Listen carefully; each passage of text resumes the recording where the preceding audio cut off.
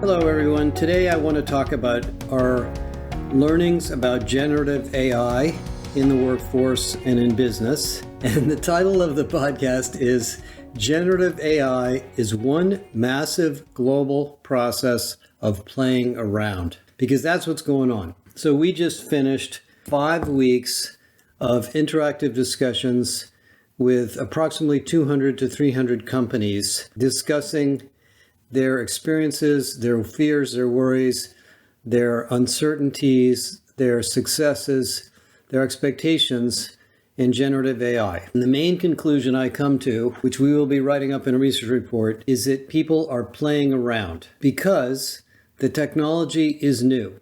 It's raw. It's unfinished. It's undisciplined. It's not focused on problems yet. And we've all experienced generative AI in our consumer lives. And it was pretty exciting at first, and then it became a little dull. And then as you learned to prompt it, it got a little better. So we all thought, or we are thinking, and we expect that it will do the same in business. And so we've really had a lot of fascinating conversations about this. And let me share with you what we've learned. First thing is there are many separate use cases for generative AI, and they're all quite different.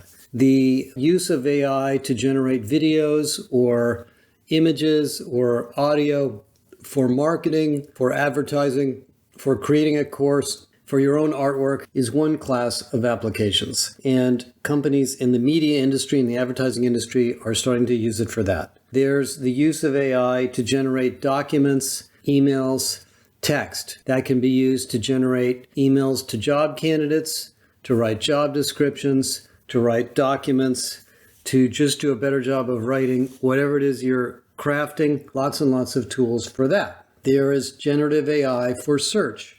Our generative AI, the HR Copilot, is actually an extremely good tool to find research, to ask the research questions that may be hard to find in a document, and get interpretive content from the research. And so if you're building process documentation, process training, onboarding training, training on how to use the system, training on how to do a process, training on how to work at the company, et cetera, all of that can be put into generative AI. In fact, I'm going to talk about that in a few minutes. That's a big use case. There's the use case of analyzing data. Most of us have spreadsheets with tables and tabs and pivot tables and lots of different things we throw in there. And we have to manipulate the spreadsheet and work on it and try to get it to do what we want it to do. Generative AI is pretty good at that. You can ask it English questions about large amounts of data and it will find things pretty well, actually. And then there's applications in training for chatbots that can be used for teaching assistants, chatbots that can be used for transactional processing, chatbots that can be used for customer service, chatbots that can be used for sales, chatbots that can be used for lead generation, and on and on and on. And guess what? What we're discovering is that every one of these is different. And the vendors who are selling more or less generic tools haven't specialized very much yet. A few of them have. Obviously, Paradox is specialized in recruiting, candidate experience, but most of them have not. So what you're starting to see and what we're starting to see is generative AI add-ons to almost everything you already have. So UKG, the big payroll company, just announced or previewed a generative AI tool to build job descriptions and emails to job candidates. Eightfold has announced something like that. Beamery has announced something like that. Phenom has announced something like that. I'm sure Workday is going to announce something like that. SuccessFactors is doing something like this. So these generative AI plugins are appearing all over enterprise applications. Now, when you ask companies what they're doing inside of their companies with this, you hear lots of stories. And for the most part, I would say there's 3 categories of HR awareness of this. One is people that still aren't really sure what it is and they want to learn more. So we shared a lot of information on resources and tools and training and so forth. And one of the companies we were with this last sprint was a large pharma company that you know, and they started a company-wide education on generative AI. They built a bunch of courses, and they're asking everybody in the company to take these courses and start playing around and learning how to do prompt engineering. Because if you're not aware of this, one of the tricks to using generative AI is prompting the system to give you the information you want. That can be programmed, of course, but the user has a lot to do with that. So that's about maybe a third to a half of the companies. Another maybe 20 to 25% of the companies are not doing anything, and they're intimidated and they're not sure what to do. And then another 15 or 20% of companies are doing pilots. They're experimenting. In fact, one of the big CPG companies in the group is doing a promptathon.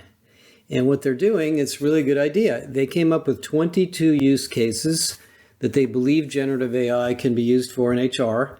And some of the things like I just talked about. And they have 10 to 15 people working on each use case. And they're going to play around with a ChatGPT implementation. And they're going to come back as a team, and they're going to share what they've learned. By the way, this is what we are doing in our Copilot. We have people now testing it. And we're going to do more testing before we offer it to everybody to see where it's strong and where it's weak. Now, the reason I call this playing around is because we don't really know what this is capable of, nor do the vendors for that matter. I mean, if you listen to Satya Nadella or the folks at Google, of course, Google has a very defined strategy because they want to use it for their search process and their search engine. Microsoft's different. Microsoft doesn't really have a big search business, so they're expecting their copilots to be productivity tools. Well, they don't really know how it's going to be used for onboarding. They don't know how it's going to be used for training. They haven't built all these use cases out, and each one of them is different. So the vendors, in a sense, are selling raw technology. I've used this analogy before, but let me go back in time. When I guess it was the early 1980s when I left IBM, 1990s, excuse me, I went to work for Sybase, and at that period of time, there was this massive growth in the relational database industry. It had just started.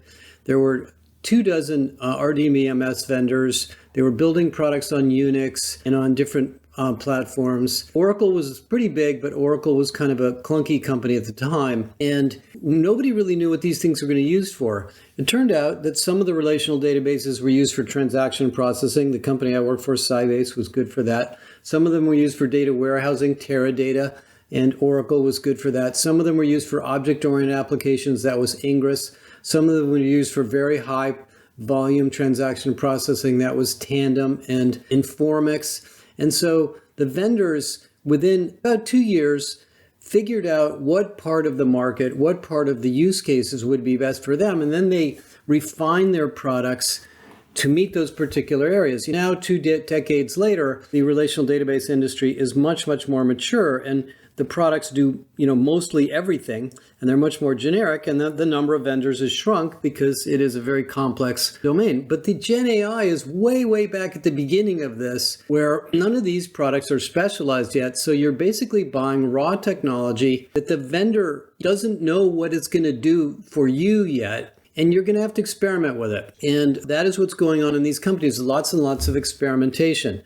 Now, that is actually both good and bad. The good is that you're going to learn a lot and you're going to discover use cases that are great. So, for example, the typical use case in HR is the HR self-service chatbot. Locate my number of vacation days in Workday, and please enter my vacation for next week.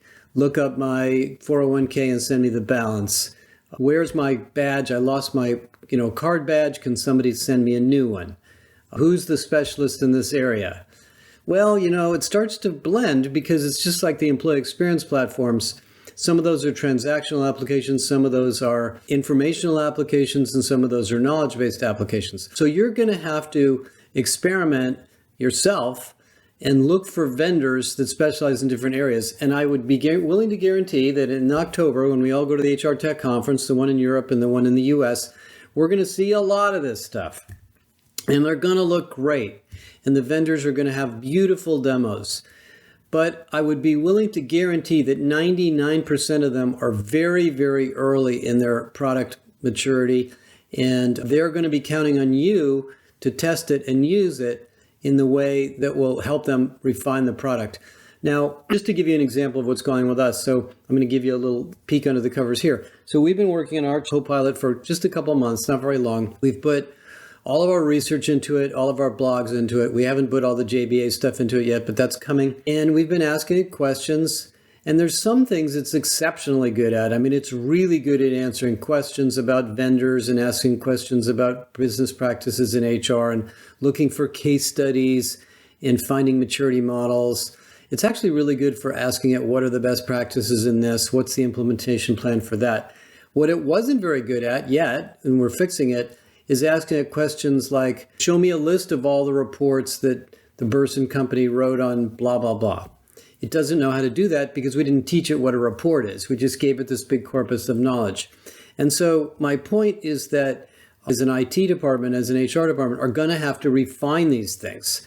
And the vendors are learning as fast as they can. One of the funny stories that came up in the discussions was one of the companies said, the IT department is always coming into these meetings scared because they're afraid we're going to ask them a bunch of questions about how this works, and they don't know either. So there aren't that many specialists out there. In fact, I'm not sure there are any.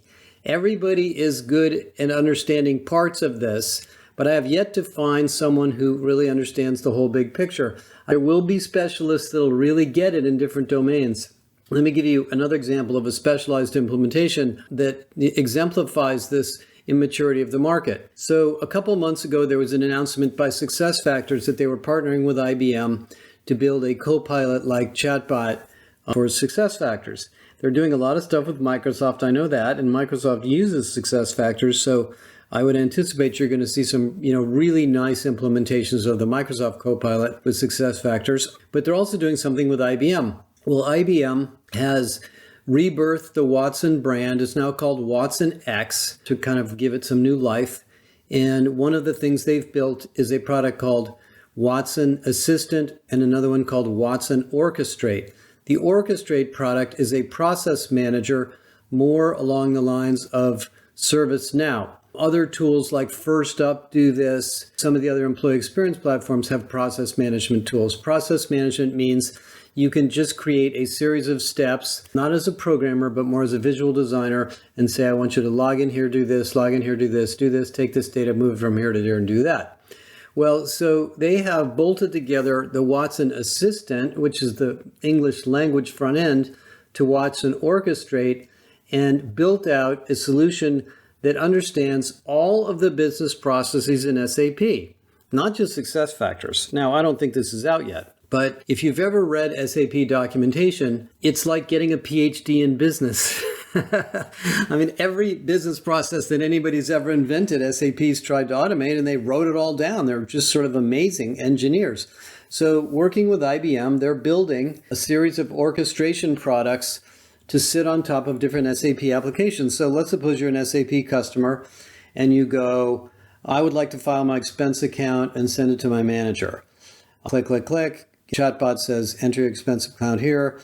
What is the date, etc. Sends it off to Concur. Concur sends it to your manager approves it. It comes back. You get, the check. And all of that is going to be orchestrated. And the way this works is the chatbot now has to have essentially 3 features in it. And this is really my big learning about this stuff over the last couple of weeks. First is the search. They have to figure out what you asked, the chatbot, and where to go for that information, what application system, what database, what content. Generative AI is pretty good at that, but much of the engineering that's going on in generative AI is based on search. That's what Bing is all about. That's what Bard is all about. And our engineering guys have found that there are 8 or 9 specialized new search tools based on generative AI. Once it does the search, it has to give you an answer. So then there's the English language generative response. How do I find the document that you're looking for, understand what you asked about it, and give you a narrative answer? That's the second piece. Then the third piece is the orchestration. Now, what do you want to do? What is the transaction you want to execute? Do you want to enter information? Do you want to click on a button? Or do you just want to open a document and read it? So these things that look like simple English language analysis tools are going to move into these three domains. They're going to be doing search, they're going to be doing generative content, and they're going to be doing transactions. And so they're going to become complex applications. So don't let me disappoint you here, but we're getting into basic IT stuff. We're going to have to do data management. We're going to have to look at security. Who has access to this? Who has rights to what? Does the system know who the user is? And is the system going to give the user the appropriate level of access to information? If I ask the system about the CEO's salary, it shouldn't tell me that unless I'm the CEO's assistant. It's going to have to understand its relationship to the other applications inside of the company and all of the security implications of that. It's going to have to pass data across those applications so you don't have to log back in and tell it who you are again. And then it's going to have some form of user experience to give you a relatively small amount of information to respond. And all of that is IT stuff. This is what IT departments have been doing for decades and decades and decades in integrating different systems. So these are not just tinker toys for kind of asking silly questions and seeing what's going on the internet, but they're actually going to be very sophisticated application systems. And we are only 6 to 9 months into this. I mean, it's now middle of the summer and the chat GPT was only launched last fall. So we aren't even 1 year into this evolution. So what was inspiring about all of these conversations is that companies are really experimenting a lot. They're playing around in a very positive way. And I would warn you a little bit about the vendor market that if you haven't been playing around and you're not willing to play around and you don't have somebody to help you, you could get goaded into buying something that's not mature or not appropriate. It's a little bit of a dangerous time to be going out and buying new tools, but I know we're going to have to do some shakeout anyway.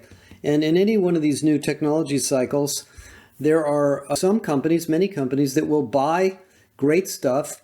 They will learn a lot, and then they will replace it 2 years later with something that's more mature, and that's perfectly fine too. The final thing I'll just mention that comes up in these conversations with companies is the education and skills of you, of your users, of your IT department, and so forth.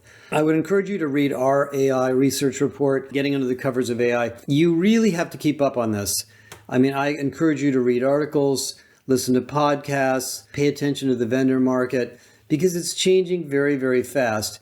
And your incumbent vendors are going to be introducing things that you're going to probably have to try because they're going to be built into the systems you have. And you want to be able to ask them good questions, because if the vendor you have, say it's Workday or Oracle or whoever, says, oh, we have a new generative AI feature and here it is and here's how much it costs, you may decide to use it just because it's there, but you may not know that there's a much better best of breed solution in the market being developed by a more specialized vendor. So just like all of the other features of HR tech that have evolved over time, the bigger vendors want to do everything, of course, but there's so much specialization and learning to go on. It is not clear, at least to me yet, if any vendor is going to be good at all of this. And the final thing I would sort of just mention is, if you read the article, the book that we wrote on Getting Under the Covers, we categorize the market into 3 parts. There's add-ons, generative AI add-ons. There's features to current systems, machine learning features to core ERP systems. And then there's full-fledged neural network-based talent intelligence systems. I think you kind of have to think about the underlying architecture when you look at these things. What is the LLM that they're using? How has it been trained? If they have an LLM, how will it be maintained? If it's open source, is it one of the open source tools that's been proven to be useful in the application you're using? It's hard to get under the covers of these things, but ask those questions and let the vendors tell you, and you'll get smarter much, much faster than you think. The final thing I'll say before I wrap up today is, yesterday I posted the keynote speech for Irresistible 2023. It's about a 40-minute YouTube. It's on the front page of the website, and it really details the post-industrial economy and the implications on business and HR and many, many other things. And I encourage you to watch it. This fall, in about 6 weeks, we're going to have an event at the HR Tech Show in Vegas and another one at the event at the Unleash Conference in Paris. And we're going to unleash more details about that research and what it means. But I wanted to make that available to everybody who didn't come to the conference to just get a sense of why that topic is so important. And we'll be continuing to talk about it over the next couple of weeks. The superclass in org design is now live in the JBA, and it is unbelievable. It is just one of the best courses we have ever built. So for those of you that are not yet JBA members, this one class justifies the whole price, which is only $495, for all of the content, all of the courses, all of the activity for the next year. I encourage you to check it out. There's about 500 people in it as of today, and it'll be running for about 6 to 8 weeks, and then there'll be another version of it that'll start later in the fall. So I just wanted to point that out to you too. Have a great weekend, and I will talk to you guys all next week.